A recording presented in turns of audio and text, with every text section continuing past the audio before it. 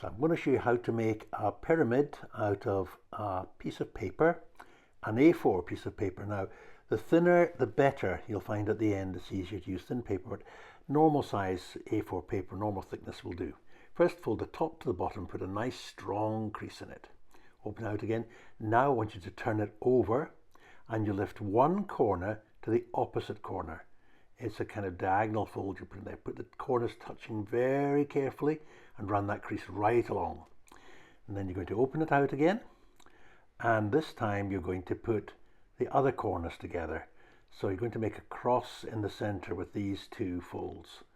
And that's quite a lovely thing happens here because the size of the paper being exact, A4, you'll find that it gives you a lovely system inside where the crosses cross exactly at 60 degrees, all of them. Now, this is a tricky bit, but do the same 4 times. Just fold the corner up to that crease.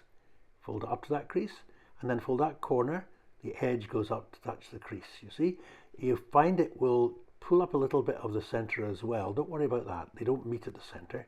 Again, fold up the corner and just touch the edge to the crease and squash it out. And then do the same with this corner. Fold up the corner to the crease next to it and squash it out. Okay, so you've done the same thing 4 times. And now, when you turn it over, you have a figure or a shape of 6 triangles joined together. But the pyramid only has 4, so because we put the crease in early across the way, upside down, we should be able to squash that little pyramid. Now we're going to have 4 pyramids when we squash it all down. Just flatten it down now. Yep, get it all flat. And then, now we just need to secure it and stop it falling to bits because we're almost finished. Now, open up the bottom bit and you'll see there are little flaps. So you can lift the little flap up and tuck the bit that's folded with a crease across the center into it. Lift up a flap, tuck the bits, got the crease down the center of it into it. That holds it in place a little bit. And then you open it up very carefully, putting in each one of the creases now, one for each side, to make a perfect pyramid. And that's the easy way to make a pyramid. Now, to make the Egyptian pyramid, we're going to do something a little bit more. We're going to try and make steps onto it. Just a minute. Yeah, fold it flat again. But now I want you to fold one of the triangles over on top of the other one. So you're going to have very thick, that's why thin paper is good, very thick, and turn the top point towards you. See the lines I'm drawing? These are going to be the folds. Now we're going to do zigzag folds. Fold the top down, and then turn it over and fold it down again. We're putting zigzags in. You'll see it in just a minute what I'm doing. And fold again, turn it over, keep folding it down and down, and down, little folds across. Probably it's easier to start from the bottom, but I usually start from the top. Just putting zigzags in.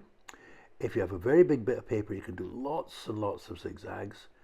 With A4 size normal, you can do about 4 or 5 back and back. I'm going to show you in just a minute what it looks like because we're almost finished now. Now, here we go. Squash it really flat. And now open it out and you can see I've folded up and down as a zigzag all the way along that triangle. Now, this is where you open it back to the 2 triangles as we had it before I folded it over. Yep. And now open out the bottom very carefully. Try to keep all the bits tight in and then make the strong creases at the top and the bottom to hold them in place. One there and one there, and you should have something like an Egyptian pyramid with the little steps on it. Now, you can improve it in all sorts of ways, but that's the basic shape. And I would suggest you make several of them, and then you can make it like a scene from Egypt, maybe put them onto sand, and you could maybe paint them yellow.